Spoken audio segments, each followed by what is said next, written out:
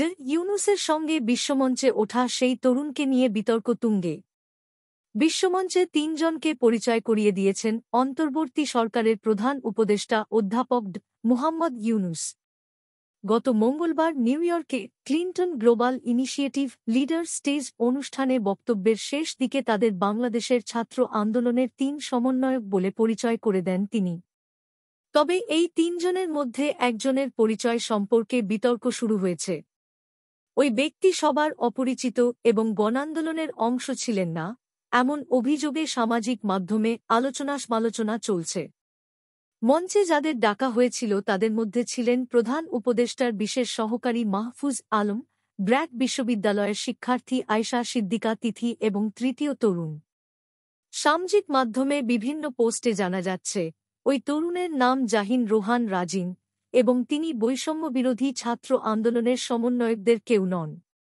এ নিয়ে ব্যাপক বিতর্ক আর আলোচনার প্রেক্ষাপটে প্রধান উপদেষ্টার বিশেষ সহকারী মাহফুজ আলম বৃহস্পতিবার ফেসবুকে একটি স্ট্যাটাস দিয়েছেন।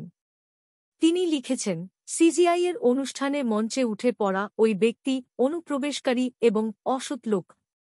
তার এ অনুপ্রবেশ নাশকতার অংশ।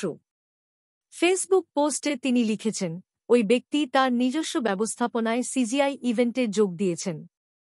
আমরা সহ ডেলিগেটরা তার উপস্থিতি ও উদ্দেশ্য জানতাম না। এমনকি সে ডেলিগেটদের কারও সঙ্গে যোগাযোগও করেনি।